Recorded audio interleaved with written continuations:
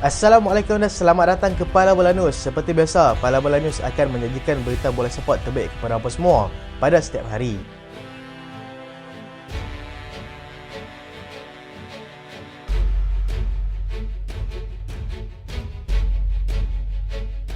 Kita mulakan dengan keputusan perlawanan Piala FA Inggeris pusingan kelima. Bournemouth tewas tipis 1-0 kepada pasukan Leicester.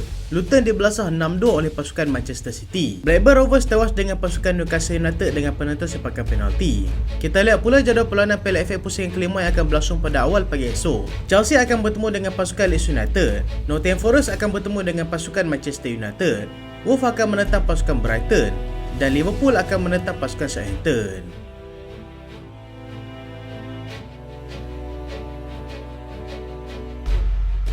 Luton tewas kepada Haaland. Pertemuan di antara pasukan Luton dan juga Manchester City dalam saingan pusingan kelima Piala FA Inggeris pada awal pagi tadi menyaksikan City berjaya mengatasi pasukan Luton dengan jaringan besar 6-2. 5 gol berjaya disumbang oleh penyerang membayang mereka iaitu Erling Haaland dan satu lagi gol dijaringkan oleh Mateo Kovacic. Haaland memulakan pesta gol bermula seawal minit ketiga sebelum menambah jaringan kedua pada minit ke-18. Haaland sekali lagi menambah gol ketiga sekaligus melengkapkan hat-trick pada minit ke-40 permainan. Tidak cukup dengan 3, Haaland menambah lagi 2 gol pada separuh masa kedua, iaitu pada minit ke-55 dan juga 58 sebelum dikeluarkan oleh Pep Guardiola untuk digantikan oleh Julian Alvarez. Mateo Kovacic melengkapkan kemenangan dengan gol ke-6 pada minit ke-72. Lebih menarik lagi apabila 4 asis berjaya diberikan oleh Kevin De Bruyne dalam perlawanan ini dan masing-masing 1 asis oleh John Stones dan juga Bernardo Silva. Luton berjaya juga mencuri 2 gol menerusi jaringan Jordan Clark pada minit ke-45 dan juga 52. City akan bertemu dengan pasukan Manchester United pada hari Ahad nanti dalam hasil Liga Perdana Inggeris.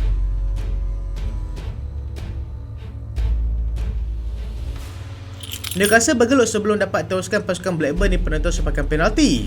Newcastle United terpaksa menanti sehingga ke penentuan sepakan penalti sebelum berjaya meneruskan pasukan Blackburn dengan jaringan 4-3. Kedua pasukan terikat satu sama sehingga tamat masa perlawanan sebenar hasil jaringan daripada Anthony Gordon untuk pasukan Newcastle dan Samish Modi untuk pasukan Blackburn.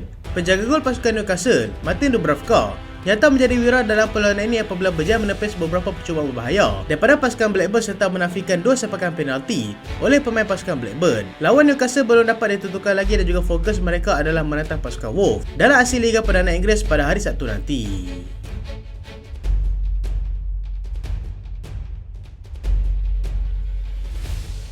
Liverpool perlukan keajaiban. Pengurus pasukan Liverpool, Jurgen Klopp, beberapa yang pasukannya itu kini memerlukan keajaiban untuk memastikan beberapa pemain penting mereka kembali daripada masalah kecederaan. Terbaru, mereka telah kehilangan Ryan Gravenberch ketika menang dalam aksi final Carabao Cup dan berpotensi untuk kehilangan Endo yang dilihat pulang dengan kaki yang berbungkus. Klopp juga memberitahu yang seorang lagi pemain tengah mereka iaitu Thiago Alcantara tidak akan bermain lagi sehingga tamat musim ini akibat masalah kecederaan yang tidak berkesudahan untuk Mohamed Salah, Darwin Núñez dan juga Dominic Szoboszlai. Mereka begitu hampir untuk kembali semula dalam kesebelasan utama pasukan, tetapi berkemungkinan besar tidak akan diturunkan ketika menentang pasukan Southampton pada awal pagi nanti. Untuk hasil pusingan kelima Piala FA Inggeris, Klopp juga tidak menolak kemungkinan untuk memberikan peluang kepada lebih ramai pemain muda dalam masa sangat genting ini, sambil berharap akan ada lebih ramai lagi pemain yang akan lekas sembuh daripada kecederaan yang dialami oleh mereka.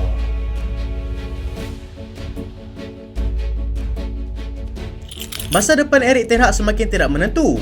Manchester United dilaporkan sudah menemui pengganti kepada Erik ten Hag sekiranya pengurus berbahasa Belanda itu disingkirkan di masa hadapan. Dengan prestasi semasa United yang tidak menentu sekarang ini, situasi sedang dihadapi oleh Erik ten Hag sudah pasti sukar untuk dia sendiri perlu selesaikan beberapa masalah yang melibatkan pemain mereka sendiri. United telah menamakan pengurus daripada pasukan Brighton iaitu Roberto De Zerbi sebagai salah seorang individu yang berpotensi untuk menjadi pengganti kepada Ten Hag nanti. Pengambilan alihan United oleh syarikat Ineos baru-baru ini juga menjadi antara faktor perubahan besar yang bakal dilakukan untuk menaikkan semula martabat pasukan yang berjaya menjual trofi Liga Perdana Inggeris sebanyak 13 kali semenjak ianya dijenamakan semula. Pelbagai masalah yang dihadapi oleh Manchester United dalam musim ini sehingga mereka hanya sekadar berada di tangga ke-6 Liga dan semakin jauh daripada kelompok 4 pasukan terbaik seperti mana mereka berjaya lakukan pada musim lalu. Beberapa pemain utama juga dilihat gagal untuk menyinar pada musim ini dan ianya sudah pasti memburukkan lagi prestasi semasa pasukan pada ketika ini. Mereka sudah pun tersingkir daripada saingan Liga Juara-Juara Eropah dan masih lagi bersaing dalam kejohanan domestik seperti Piala FA di mana ianya bakal menjadi penanda aras tahap prestasi Erik ten Hag untuk musim ini.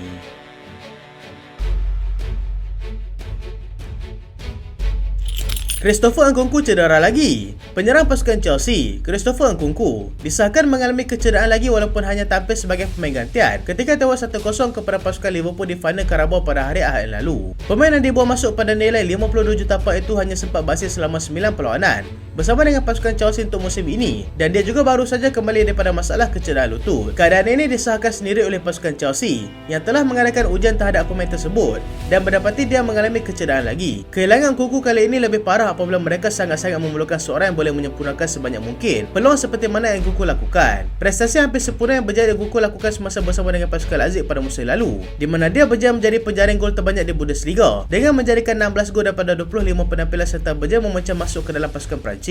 Dia juga berjaya menjadikan 11 gol semasa di peringkat Eropah, tetapi dilihat gagal menyelah dalam musim ini akibat dibelenggu masalah kecederaan.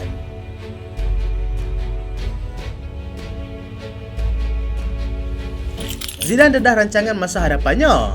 Bekas pengendali pasukan Real Madrid, Zinedine Zidane, yang berjaya menjulang trofi UCL sebanyak 3 kali bersama dengan pasukan itu, kini sudah hampir untuk kembali bergelar sebagai seorang pengurus semula. Dia juga akui berminat untuk menjadi pengurus di Serie A dengan pasukan Juventus, kini menjadi antara pasukan yang sedang dikaitkan dengan dirinya. Dia yang tidak menyertai mana-mana pasukan sejak meninggalkan pasukan Real Madrid pada tahun 2021 yang lalu, merasakan sudah sampai masanya untuk kembali mewarnai semula arena bola sepak di Eropah. Selain itu, namanya juga disebut-sebut akan menjadi pengganti kepada Carlo Ancelotti yang sudah semakin meningkat usianya di pasukan Real Madrid. Bercakap mengenai peluangnya untuk menjadi pengurus di Itali, dia tidak menolak kemungkinan untuk menguruskan sebuah pasukan di sana, memandangkan dia juga pernah bergelar bintang semasa bermain untuk pasukan Juventus bermula pada tahun 1996 sehingga berpindah ke pasukan Real Madrid pada tahun 2001.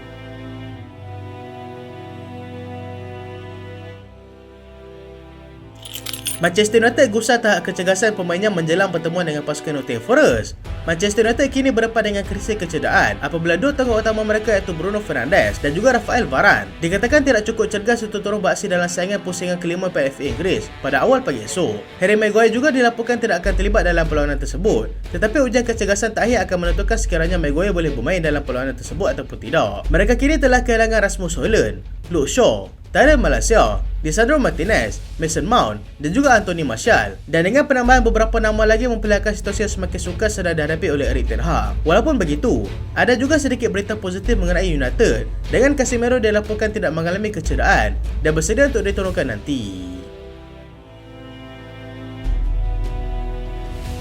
Sir Jim Ratcliffe sediakan 170 juta pound untuk United pada musim panas nanti.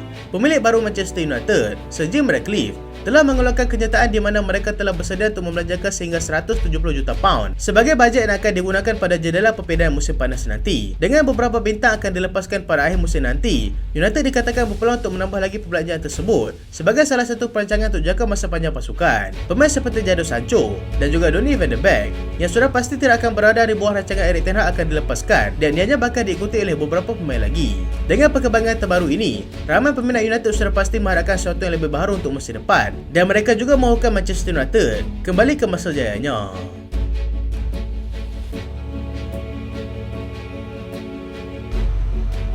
Kita ke perkembangan terkini jendela perpindahan pemain. Real Madrid capai persetujuan lisan untuk bawa masuk Alphonso Davies. Real Madrid diberitakan sudah mencapai kata sepakat secara lisan dengan pemain pasukan Bayern Munich iaitu Alphonso Davies mengenai rancangan mereka untuk membawa masuk pemain tersebut ke Santiago Bernabeu pada musim depan. Kontrak Davies akan tamat pada akhir musim 2025, tetapi Bayern lebih rela menjualnya pada musim ini berbanding tidak mendapat apa-apa faedah sekiranya dia pergi secara percuma pada musim hadapan.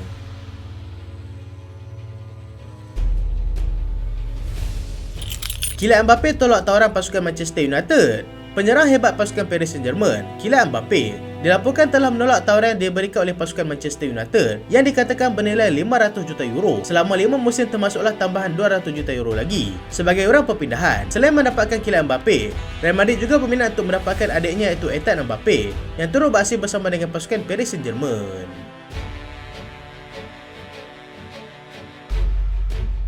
AC Milan bersaing dengan pasukan Chelsea. AC Milan dikatakan sedang bersaing dengan pasukan Chelsea untuk cuba mendapatkan pemain pasukan Sporting CP iaitu Viktor Gyökeres. Pemain antarabangsa Sweden itu telah menunjukkan prestasi yang cukup mantap dalam musim ini selepas meledak 30 gol dan juga 11 assist daripada hanya 33 penampilan untuk semua kejohanan dalam musim ini.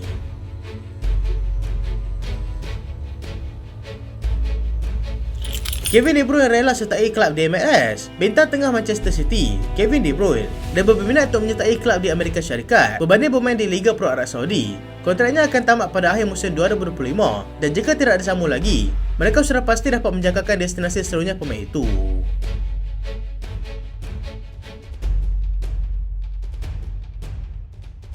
Itulah berita pada kali ini dan terima kasih sebab tonton sampai habis. Jangan lupa like, jangan lupa share, jangan lupa subscribe. Aku Solian. Assalamualaikum.